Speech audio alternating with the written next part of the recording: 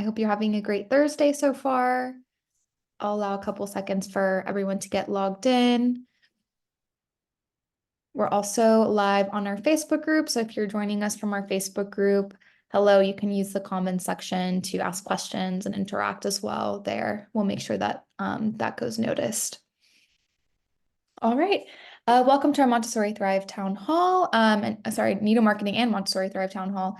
We have these every single Thursday from 1:30 to 2:30 p.m. Eastern as a space for Montessori leaders to come together and discuss various things about just leading schools in the Montessori space. It's nice to build a community where you can talk safely in a supportive environment. Today, we're going to be talking about creating a supportive working environment in our schools. As the administrators, directors, leaders, we very much set the tone for this. This is an open forum as well, so please feel free to use the chat, unmute yourself, comment, ask questions, share ideas throughout today's call. All right, so just a brief overview of what we're going to be discussing in today's presentation. We'll start with a brief introduction and getting to know one another. We'll continue with talking about communication and transparency, something that is key to building a healthy working environment in your school. We'll talk about cultivating a culture, what that means, what it looks like, what steps you can take to cultivate a healthy workplace culture within your school. How you can promote work-life balance in a way that's realistic for the Montessori space. Obviously, we cannot always necessarily be super flexible with working as we need teachers in the classrooms, but there are still ways that we can promote a healthy work-life balance. So we'll talk about that. Mental health awareness, I think this is huge, especially off the back of COVID. We learned a lot more about mental health awareness in the workplace after COVID. I feel like now, a couple years out, we have new adjustments and new perspectives on this, so we'll discuss a little bit about that. We'll talk about recognition and appreciation. This is an important part of creating a healthy working environment. You always want to make sure that your staff feel recognized for their hard work, appreciated for their accomplishments and their skills. And we'll talk about development opportunities that you can offer as an administrator, as well as taking on feedback from your staff and applying that to improve your overall working environment. Hopefully at the end as well, we'll have some time for Q&A. All right, so welcome. We're happy you're here. Please feel free to introduce yourself, what school you're joining from, and why you joined today's town hall. Let's get to know one another. And if you can't unmute yourself, feel free to just drop it in the chat. That's fine. We'll make sure all of the chat questions and comments get read out throughout today's call.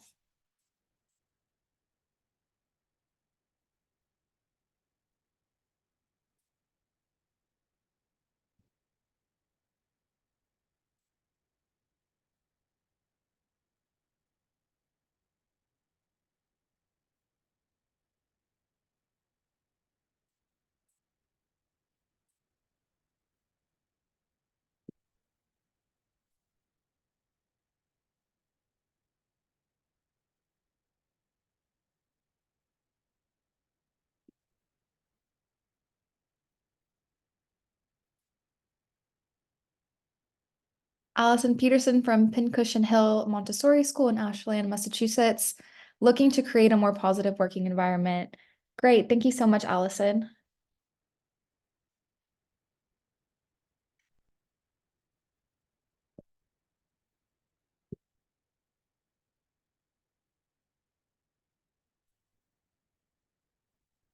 All right, I'll take a look at the chat later on, but we'll go ahead and move on to communication and transparency. Communication is really key. This is why we're talking about it first when it comes to creating a workplace environment. Montessori school administrators should really be optimizing how they communicate with their staff. Transparency is huge. You want to make sure that every step of the way, all of your staff members feel heard, valued, and like they have a good connection and communication with you. Something that all school leaders should consider organizing is regular meetings. I think also when I use the word regular, but I think creating a frequency that is realistic, because you don't want to have unnecessary meetings either. That can be frustrating for your staff. Maybe once every 2 months is enough. It depends on your school and your community, how big your team is as well. All of this plays into it. But I think that scheduling regular staff meetings to provide things like school updates, share any important information, and address any concerns or questions is great. You can host this on Zoom or you can do it in person. These meetings should always be inclusive and provide opportunities for staff members to voice their opinions and provide feedback. It's great to have multiple meetings as well. Maybe you have one with like lead guides. Maybe you have a school-wide meeting that includes assistants, office staff, everyone. So I recommend kind of finding a frequency that works for your community. It also depends on how big your school is, of course. I recommend inviting and rewarding collaboration with these meetings. Definitely feel free to delegate different tasks in the meeting. Give everyone an opportunity to take the floor and maybe give you an update or what they may need. Do they have any questions for you, etc. I recommend also for these meetings, offering an anonymous feedback option, such as a suggestion box. Sometimes people don't want to give suggestions out in a group or in front of anyone or make comments, but they still want to have a way to feel seen and heard. A suggestion box can be a great way to get real feedback from people that you can then apply. I also recommend implementing things like icebreaker games, role-playing scenarios, kind of things like that that can help you find solutions for certain things, show and tell sessions. All of this can help individuals feel seen and valued in their community a little bit more and more connected. I think this is huge for retention. I know this is a struggle for a lot of Montessori schools right now because there are there is such a shortage of teachers and assistants nowadays.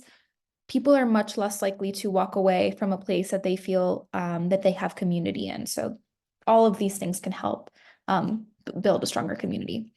I also think practicing a moment of gratitude at meetings, maybe you can sum things up with a moment of gratitude and have everyone share something that they're grateful about, whether it's their personal life, whether it's school life, work, something they accomplished. This really helps to ground people and make them realize that the work that they're doing in Montessori is important.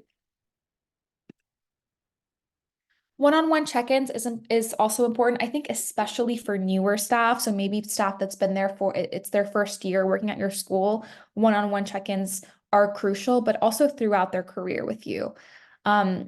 It's really all about having a personalized approach. You want to be able to address any issues and challenges that they might be facing one-on-one. Again, these don't have to be frequent. You can decide on a frequency that works for you. Maybe you have a once a year kind of review with each staff member. Maybe that's all you can handle, and that's more than fine as long as you have some time allotted to a one-on-one session. Make sure you have a way to collect feedback from them, and any feedback that you give them should be constructive. Should never just be a list of things that they could do differently without solutions or, oh, I think that this is great, but here are some things that might make it a little bit easier for you. So always make sure that your feedback is constructive. Ask team members how you can help them. So make sure that you always have a list of questions that you can ask your team members to be like, oh, how can I better help you succeed at your role? What resources do you need? This is why a lot of people walk away from education is they don't feel like they're being heard or supported. We see this more so maybe in the public sector, but as a private school or if you're a nonprofit, this is something that you can definitely look to improve in and ask those questions. I recommend also considering an open door policy, making sure that everyone in your school community knows that they can come in and ask a question whenever. Maybe you have open door hours, things like that, office hours, where people can come and ask you questions. Transparency in decision making is another thing. I think that a company, a school, anything works so much better when there is a certain amount of transparency from the administration team all the way down to assistants or anyone else in the school community. It's important to explain the rationale behind decisions. So if you have a big announcement at your school, for instance, if you're changing locations, if you're adding a program, you want to make sure that Everyone feels seen and heard throughout every step of the way. You're able to answer questions. You're able to describe why you're doing things a certain way. Um, be very well prepared for this. Allow everyone at your team to ask any questions that they may need. Again, if big changes are being made, make sure you're providing support and time for these adjustments. For instance, if you're adding an extra hour to the school day or something like that, or you're changing something about a program, make sure that the transition goes smoothly and you're giving people enough time to, adapt to these changes. All right. What do you do at your school to ensure great communication? Again, feel free to drop it in the chat. Just some conversation starters here. What approaches have worked for your community? Do you host any type of meeting that has been really helpful to you? Have you added anything fun to your meetings that has really helped you grow as stronger as a team or build stronger connections? Do you use any platforms such as communication platforms or maybe a Facebook group for your team to improve communication methods and share information about your school? Do you feel that your communication needs work and why? So I'll pause and let everyone write their experiences or ideas in the chat.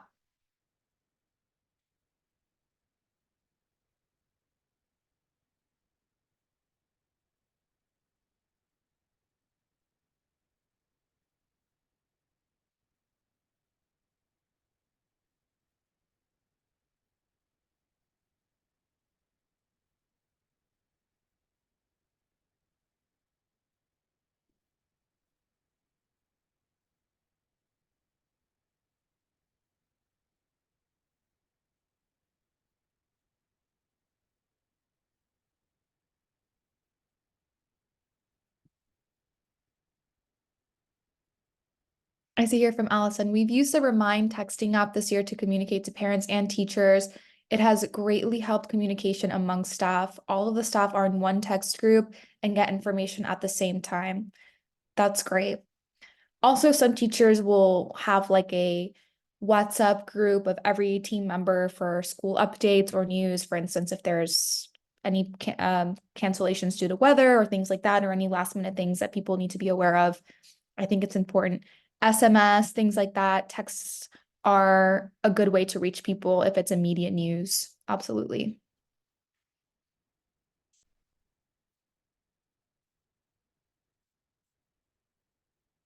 All right, if any other ideas come to mind, feel free to share in the chat. But definitely, I think communication is number one for building a healthy workplace.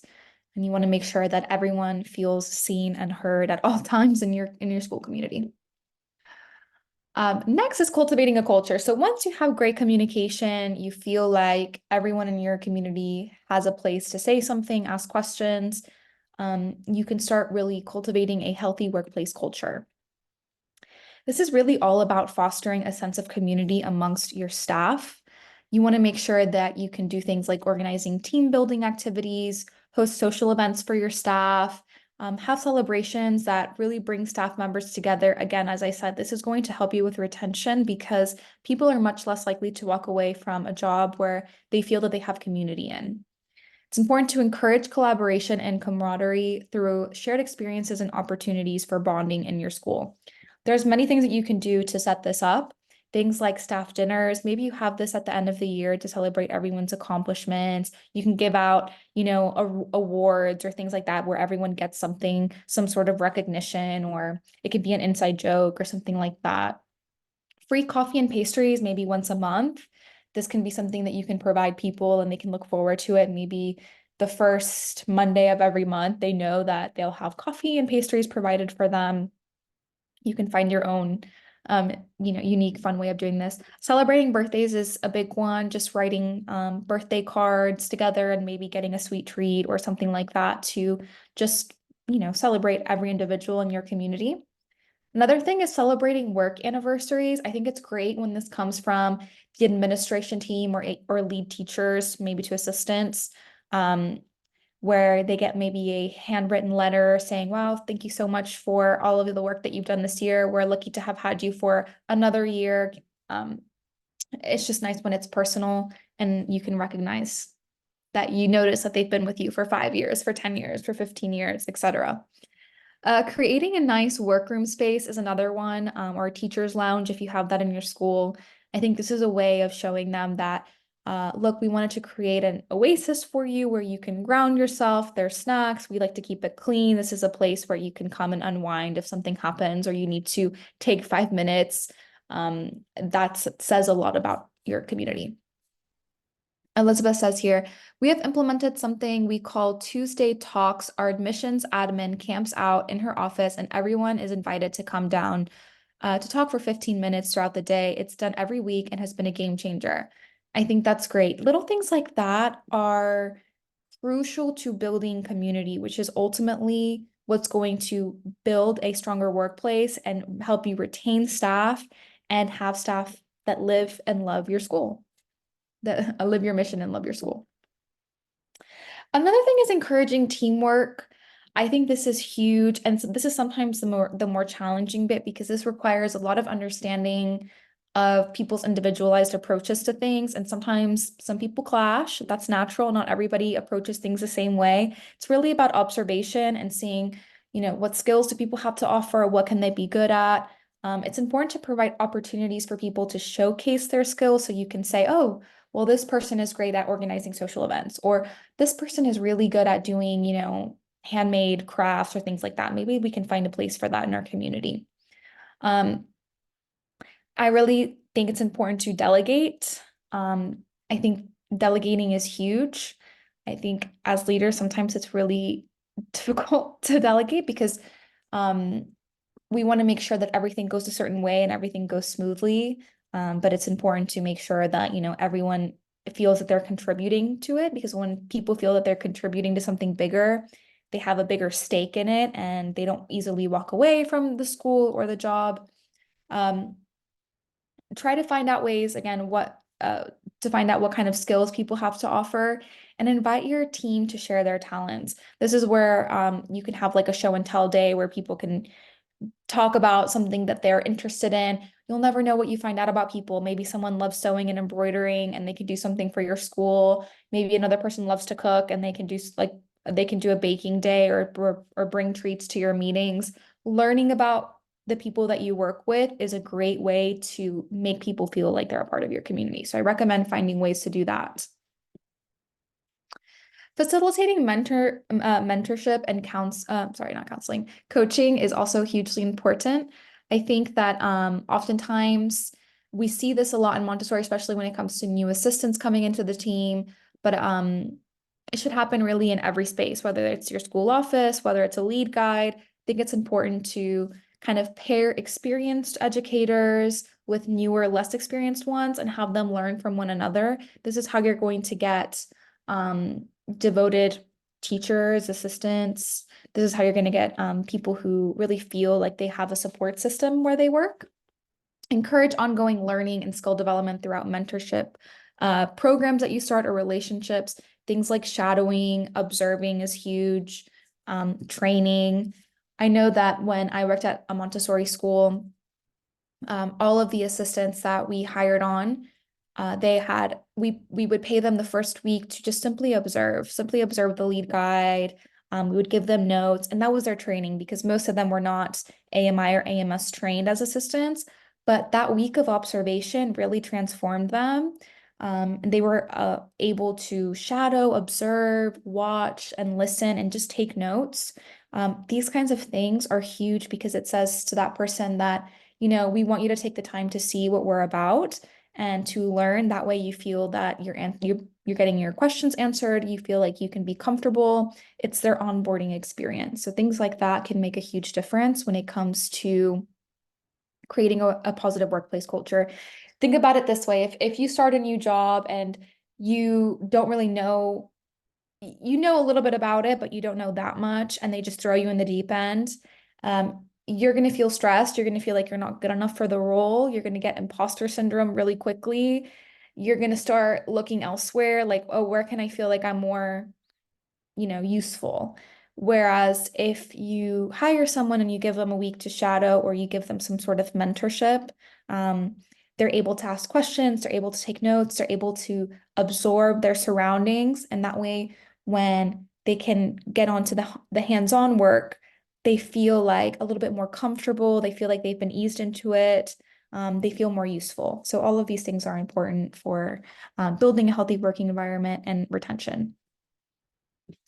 Leading by example is huge. You want to make sure that you, as a leader of your school or as an administrator, are approachable, empathetic. Usually, I think this is the place where people in Montessori don't necessarily need as much help because um, I think every Montessorian I've ever met has been pretty empathetic and good at this. But I think it's something that you can always revisit with yourself and say, how can I be more approachable? How can I be more empathetic? And how can I model effective communication with my team? Things like living by your school's code of conduct. I think having a staff code of conduct is really important. We have a copy of one on Montessori Thrive if you're looking for one, or having like commandments or things like that that, you say, we don't use certain language. We like to use positive affirmations in our school and things like that. It really helps set the tone for what kind of behavior is allowed in the workplace. Using respectful language and listening. I think listening is always key. All right, I'd love to know how you how you cultivate a good culture in your school. How do you make sure your team is living your school's mission? What changes have you made in your community to improve culture? Is there something that when you became the administrator or leader, you said, this could be improved and I'm going to change it? Are there any aspects of your culture that you would like to change? Are there negative things? I know that from time to time there might be gossip. How can you work around that, or workplace conflicts? That's also a real part of being a leader.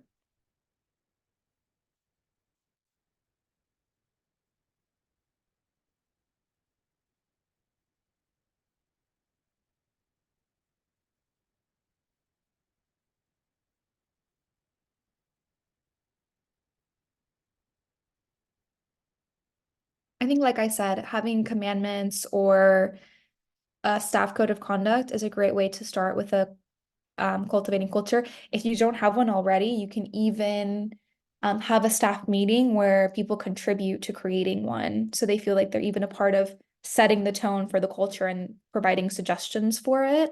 So things like this can really help you kind of structure out, how do I want people to feel when they walk into the workplace?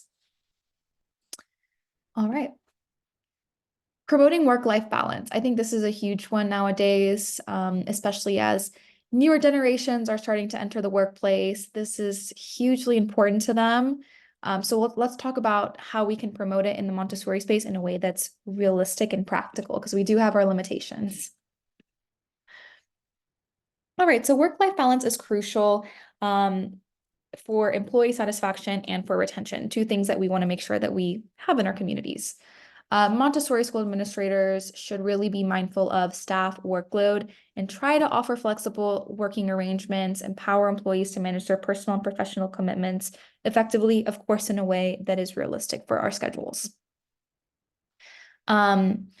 Where you can offer things like remote work options. So for instance, maybe team meetings can be remote if that's something that people just don't want to be on campus, or they have kids that they need to be at home for. See how you can be flexible. Offer flexible hours when possible, or compressed work weeks to accommodate diverse needs of staff members where possible. If you find that you have a lot of people who maybe don't want to work full time, offer some part-time positions if you can, or vice versa. Allow employees to adjust their work schedules to better balance work and personal commitments, such as childcare, caregiving, or personal interests. The majority of people that work in the education sector are women. And so a lot of times in our society, these things still fall on them. So, there are certain adjustments that need to be made. Obviously, we're moving forward as a society and there's a lot of progression there, but it's still something that we have to consider.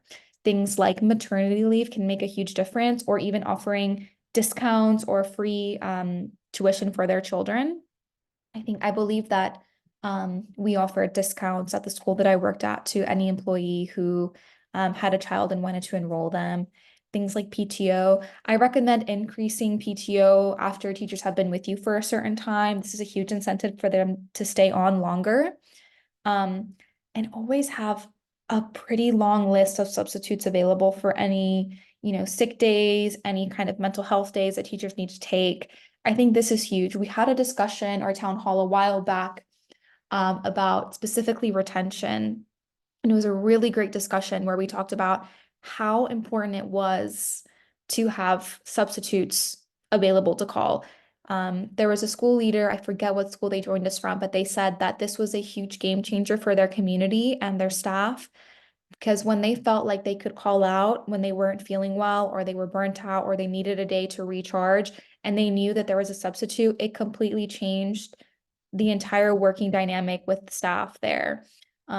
Whereas when they felt like they couldn't, step away from work, that's where the stress really hit and they would have more employee turnover. So that's definitely something to consider is having a list of substitutes available.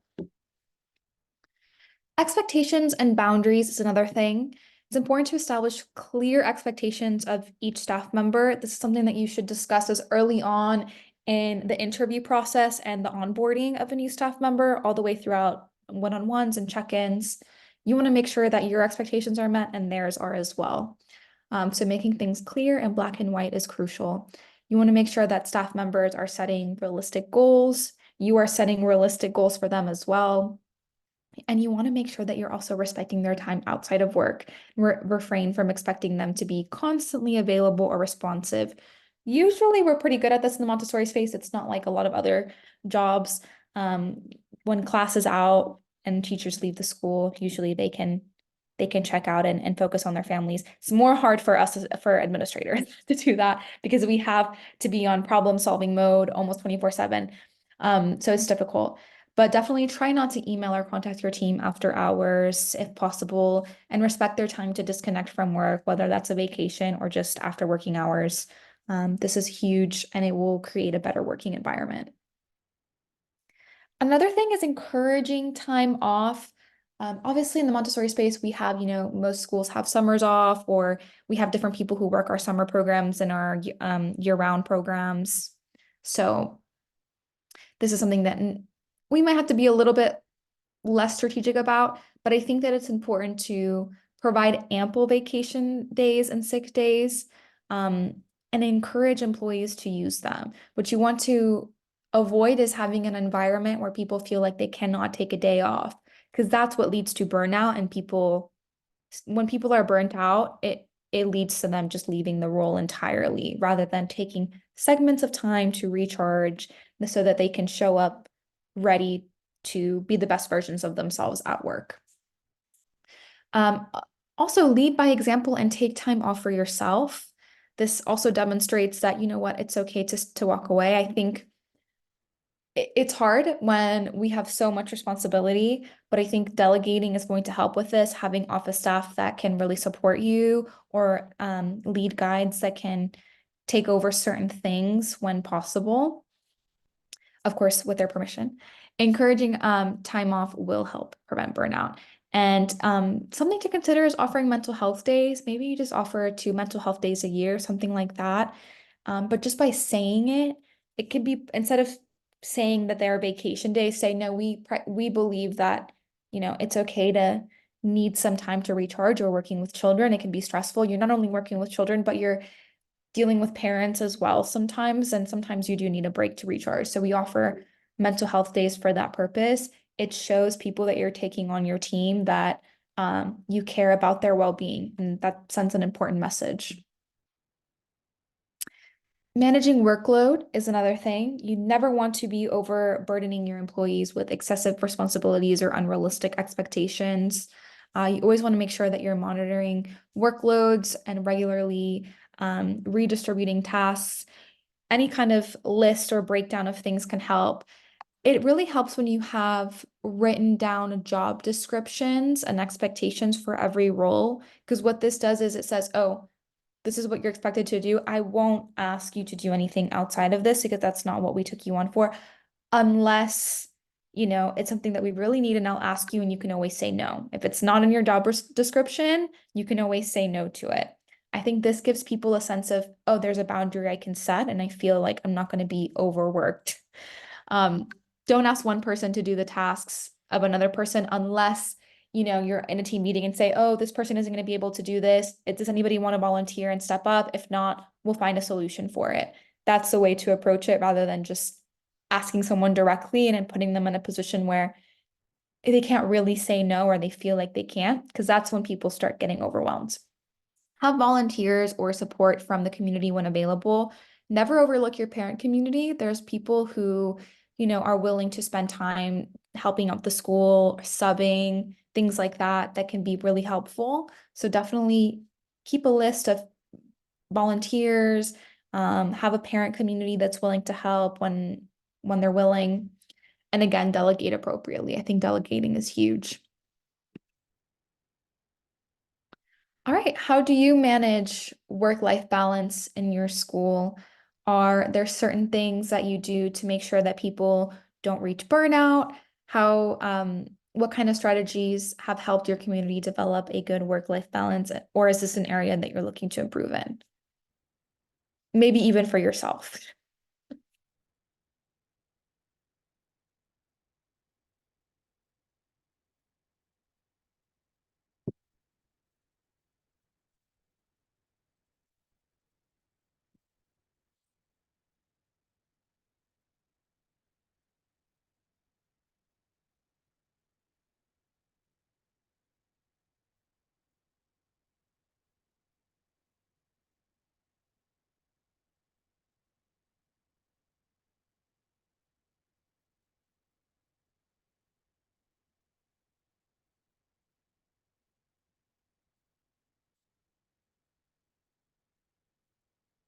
All right. Well, if there's any questions or ideas later on, I'll make sure to keep an eye on the chat. Oh, here. Allison, this is an area we need to improve on. The teachers have a lot of responsibility and pressure. Yeah, it's a tricky one. I think the one-on-one check-ins, we'll talk a little bit later as well about feedback. This can really help identify what can be changed. Laura says same in our school as well. And I think especially nowadays where there is such a high turnover in teaching and there is a shortage, especially in the Montessori space with trained staff, um, we really have to uplift our teachers and make sure that they feel supported. Mental health awareness will definitely help play into this. We'll talk a little bit about this because this is another major thing. We're only going to see more awareness for it in the future with younger generations entering the workforce. So it's something we need to be aware of, and make sure we have some strategies to implement. So prioritizing mental health and well-being of staff members is hugely important. I think most of the time, teachers are the type of people who want to help others, and sometimes they help themselves last. So as leaders and administrators of schools, we have to make sure that we're doing the checking in and making sure that they're okay. So offering resources such as counseling services, mindfulness workshops, employee assistance programs, support staff members can really help. It's important to be aware that mental health awareness is growing. It's something that's being discussed more in the workplace. And good mental health is going to help you with retention and make sure that your teachers feel alleviated when they walk into the workplace. What you don't want is someone who walks into the workplace feeling burnt out, stressed, um, anxious. So how can we help our teachers not feel that way? Number one is promoting self-care and leading by example. This can be part of your commandments, or you can have like a poster of, workplace conduct or things like that, where you talk about the importance of promoting self-care within your staff community. Offering resources, maybe offering a wellness workshop, meditation sessions, maybe having discounts for fitness classes or yoga classes for teachers to join. Things like that can be a perk. A lot of bigger companies, I always say, like, look at what, even though it has nothing to do with us, like tech companies are doing for their employees. Because we can learn a lot about how they're building community. They quite literally build a whole community with childcare, with food, with all of this. Obviously, we can't necessarily match that as small schools, but we can take ideas, something like offering a meditation class or a fitness class, having counseling services at a discounted rate, perhaps, or having, even something like the one-on-one check-ins, if you can't do any of this, can really help promote self-care. Create a culture that values and prioritizes self-care and healthy lifestyle habits. I think this is hugely important. Again, things like offering a free breakfast once a month, things like that are all little things that you can do to show that you care and that you're there for your staff. I'd love to know how you promote mental health initiatives at your school. We talked a little bit earlier as well about the mental health days. This is something that you offer. Do you offer any mental health perks, access to counseling, meditation sessions? What steps have you taken to ensure your own mental health at work? Or is this an area you want to make more changes in? I think also just practicing the gratitude during team meetings is huge. Voicing everything that's going right is huge because sometimes it's easy to fixate on the problems and try to find solutions all the time. But when we're in solution finding mode, we aren't in gratitude mode as much. Allison says, we've had meditation and sound healing sessions on teacher professional days. That's great. And any in-service days, I think it's nice to invite someone like that to your school and offer something. We do not need to be more aware and acknowledge mental health. That's good. It's good that you're taking those steps and you feel like this is something that your community does well. This is certainly an area that's important if you want your staff to feel like they're a part of a good community. Great. Appreciation is another thing that's huge. You want to create a culture of recognition and appreciation within your school. Celebrating milestones, accomplishments, and successes, both publicly or privately. Sometimes you also want to avoid creating an environment where we're just praising everything. Sometimes just a private thank you is enough. You don't necessarily have to celebrate everything in a large scale, but just a little acknowledgments go a long way. Expressing gratitude for hard work and dedication and commitment to the school community. Things like personalized thank you notes go a really long way. Giving affirmative feedback and just saying things like good job. When you do this frequently, it makes staff feel like, oh, they're not just noticing when I do something wrong. Because that can make someone, develop imposter syndrome and want to leave the school. This is a huge thing that happens a lot in many working environments. So when someone feels like, oh, I'm getting recognized for the good things that I'm doing too, it will create a stronger work culture. What kind of things do you do to show your team appreciation? Any ideas? Do you host events to honor your team? Do you have things like staff dinners? Do you celebrate things like birthdays? Do you do something special for Teacher Appreciation Day? I think that's a great day to recognize your staff. Let's exchange ideas. I know things like free breakfast or coffee once a month, things like that. All of those can be huge perks to a workplace.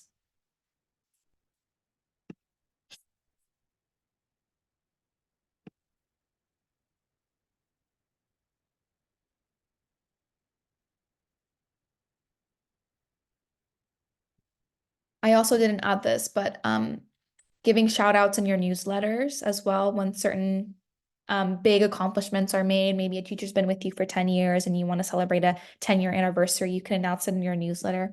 Things like that go a long way.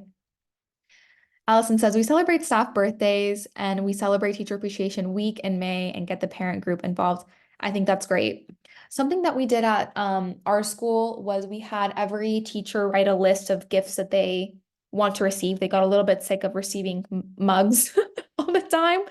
And it really helped parents as well because they could kind of pick from that list and be like, oh, I know the teacher's going to like these gifts, kind of like a registry. That really helped with Teacher Appreciation Week. Rachel says, we offer a holiday dinner in December after the last day before winter break. We order food and one of our staff host it. We do a gift exchange and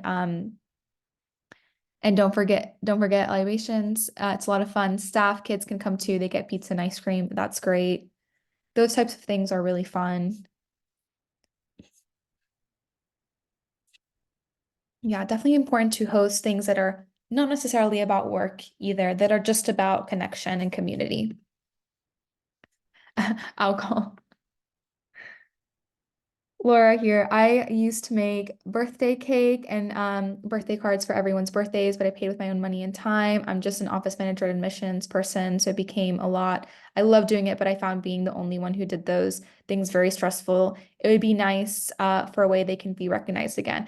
Definitely in that case, it's very kind of you to make a cake and everything very personalized, but I can understand that becoming a lot after a while.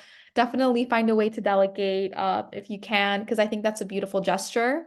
Um, Getting your team involved and participating and maybe pitching in on getting a cake together or something like that. Rachel here, me too, Laura.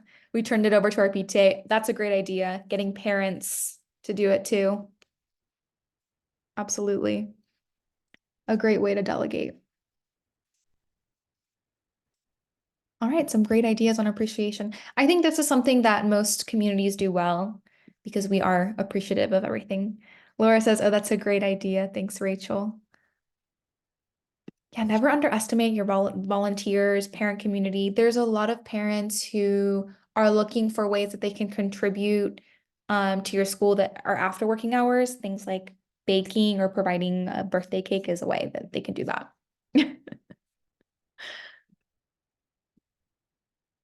Professional development, what this looks like in Montessori. Let's talk about identifying training needs. We should always be assessing skills and knowledge gaps amongst our staff members. Most of the time, if we have an AMI, AMS, or any other accreditation, that really helps us kind of see where, what kind of training is needed, what kind of refresher courses are needed, etc. But this can also be done throughout surveys. You can conduct performance evaluations or have discussions with individual employees on those one-on-ones. By identifying training needs, administrators can really tailor a professional development opportunity to each person. Things like assistant training, even if it's informal, like that 1 week of observation that's what we used to have at our school. Things like AMI or AMS training. Onboarding is huge. We have a town hall on onboarding. It's on our YouTube channel. If you look up onboarding staff, Nido Marketing, it'll come up. I recommend looking at that if that's something you're looking to improve in your school, because that's huge and that's a big training opportunity. You should really aim to provide a range of options that accommodate different learning styles. So some people might want to learn independently. They might want to do an online course. Some people really like to go in person to refresher courses and do things more hand-on. Sometimes certain training is required and there's no flexibility. Again, offering those mentoring programs, things like that can be really helpful, and just having a list of resources as well. Speaking of resources, allocate resources to support your staff. This might involve setting aside some time for training or pairing them up with a mentor. I recommend having a list of Montessori philosophy materials. I believe we have a list like of different books that this is probably more applicable to assistants who may not be familiar with Montessori, to read and learn more about Montessori. Things like notes and observations, especially if you have a new teacher taking over a classroom, make sure that the previous teacher can leave some notes about, each child for the teacher moving in to then read through and make their own observations about. Online classes, I believe that there are a variety of online classes in the Montessori space that are applicable. Not all. There's a lot of things that are hands-on only. And consultants. What I mean by online classes and consultants is for certain things, look outside. If it's too much for you to handle, it's better to look elsewhere for support than to spread yourself too thin. If it's something that your school can do, um, a big one that has been a help at the school I worked at was the positive discipline training. We hired a consultant on to give online courses once a week for a month. We paid our staff for, we did it at, they could do it at home. Um, we paid them for that hour and they would learn from the consultant about positive discipline, take their notes. And it was such a shift in the classroom. This was not, AMI or AMS. We hired a really great consultant. If you ever need suggestions or recommendations, feel free to reach out to me. We've worked with several consultants in the past. I can give you a list of people to reach out to. And this is a way of offering something flexible that people can take. They can just be in their pajamas at home after working hours. They're getting paid for that hour to get this professional development. They're doing it from the comfort of their home. So that's something you can do. So things like that, finding creative ways to uplift and provide resources to your staff. How do you provide professional development opportunities at your school? Do you offer training to your staff? I know most people are offering training to their schools, to their staff. Have you organized a mentorship program or some type of shadowing program? Do you have a list of resources available for your staff? Have you ever worked with a consultant that has been great for your school, or is this an area you want to further develop? Also, if you have any great recommendations for administration training or consulting, feel free to share because maybe someone might be looking for that.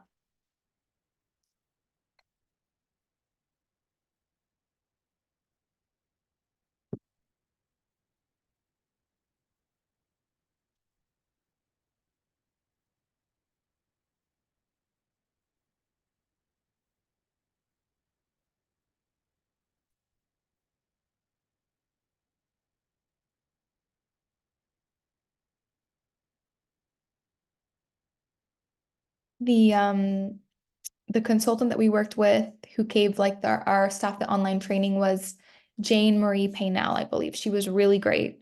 So if anyone's looking for any someone. Also, I just recommend looking through our past parenting series. If you're a Montessori Thrive member, almost every one of our speakers is a consultant who does a lot of school work as well. All right, feedback. This is, I think, the last section of our creating a positive working environment talk. Feedback really matters, and this is what's going to allow people to feel seen and heard. It's important to conduct surveys, hold feedback sessions, and identify areas for improvement to enhance your workplace culture. Anonymous surveys is huge. Like I said, having that suggestion box in the meetings, but also conducting anonymous surveys, maybe using platforms like Google Forms or SurveyMonkey. These are free platforms. You don't have to pay for them.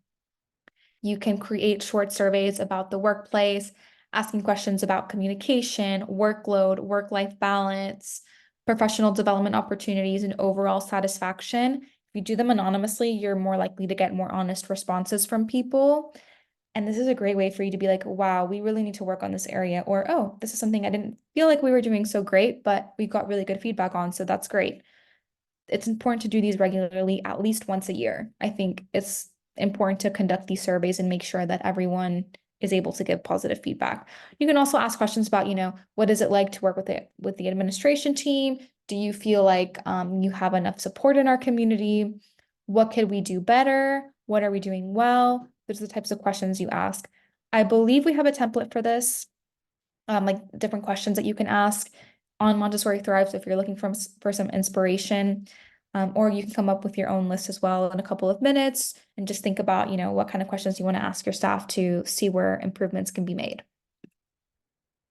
Again, having that open door policy, it's important to describe this to all of your new hires from early on so that they know that they can always come to you, or they can always drop a suggestion in the suggestion box, or they can do something at any time. Encourage informal conversations and create opportunities for staff members to share their thoughts during one-on-one meetings as well, during team meetings and during feedback sessions. I think another thing that we're really good at Montessorians is observing. So we can actively listen to their input. We can observe and see how dynamics are, validate their experiences. I think this comes from, being empathetic and addressing any issues or challenges that are raised. Never, diminish somebody's feelings over something that's happening in the workplace, because that's a one-way ticket for them to leave. You definitely want to make sure everybody feels like, okay, well, I said my piece and I'm being heard and things are moving forward. Exit interviews are another huge thing. So if you're noticing that you're having a lot of staff leaving, or even if it's one staff member leaving, conducting exit interviews can be great. Hopefully, it doesn't end badly where you can't conduct one. This, I think, happens rarely, but it does happen. But if you have the opportunity to ask someone to come in for an exit interview, definitely do that. We have an exit interview template as well in Montessori Thrive. So if you're looking for one, we have that. Um, Make sure to make it a structured interview and ask things, questions about their job satisfaction. Why are they leaving? Did they find a job elsewhere? The workload, was it too much? Was it not enough? Did they feel like they were useful in our community? Leadership effectiveness and opportunities for growth. You can also just do a survey, an exit survey, if you don't want to conduct a formal in-person interview. But having something like this to get that honest feedback when someone leaves can help you. Following up and action planning. After collecting feedback from staff members, prioritize follow-up and action planning to address their concerns and suggestions. So, if somebody brings something to your attention and you address it and you try to do something about it to resolve the problem, you want to make sure that you're communicating with them after to make sure, like, oh, we did this. Are you feeling okay about it? How can we improve, etc. You want to make sure to communicate this constantly. Um, Involve staff members in the decision-making process as well and collaborate on developing solutions at workplace challenges. Again, when people feel like they are inputting things and solving problems during team meetings, it can help them feel more valued in their community. How do you gather and apply feedback? Do you conduct staff surveys at your school? Do you offer performance reviews? Do you take on team advice often? Do you conduct exit interviews?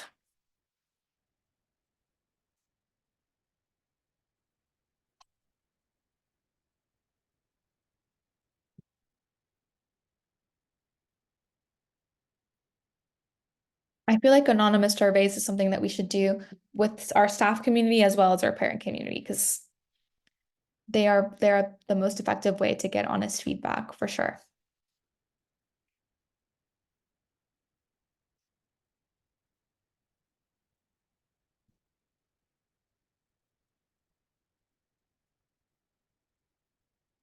And again, if you're looking for any resources on surveys, getting feedback, make sure to check Thrive, or you can email me directly and I'll provide you with some resources that I can pull from our collection. All right, before we wrap up, I'll open up for discussion, but I have a couple other things to announce.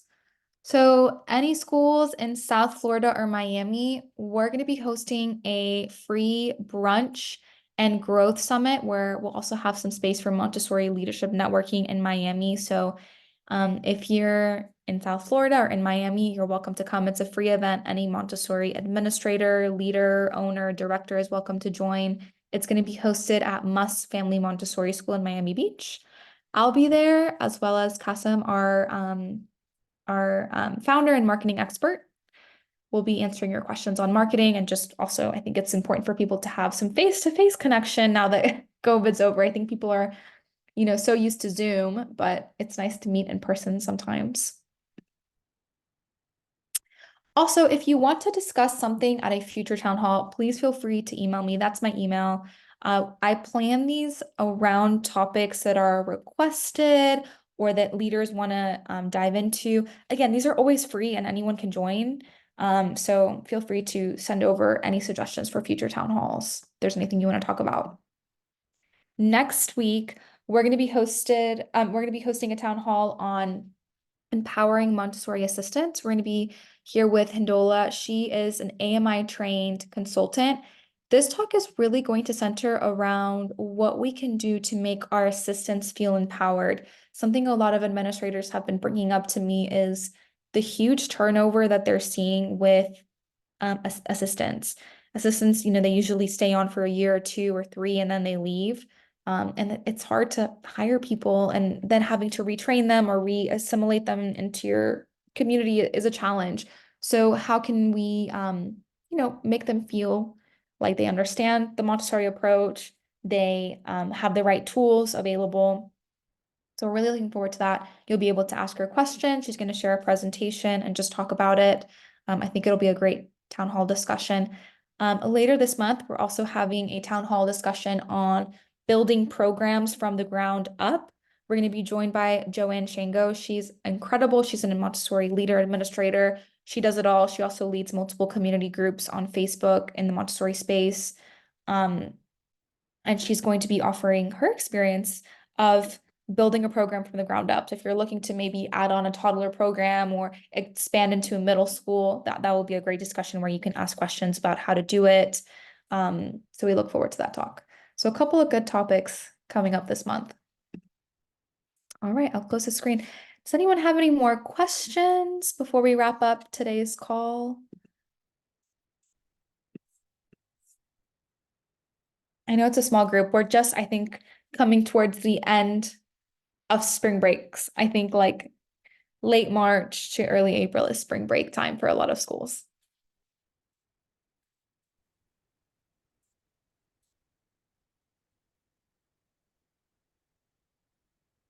All right. Well, thank you all so much for joining and contributing your ideas. I think everyone who contributed ideas, it was super helpful. Gave us some insights and inspiration for how we can improve our workplace culture. So I think it's great. We look forward to seeing you next week. And hopefully, if any Miami schools see this or want to join us for our brunch at the end of the month, we look forward to seeing you there as well in person. All right, everyone, take care and have a great Thursday.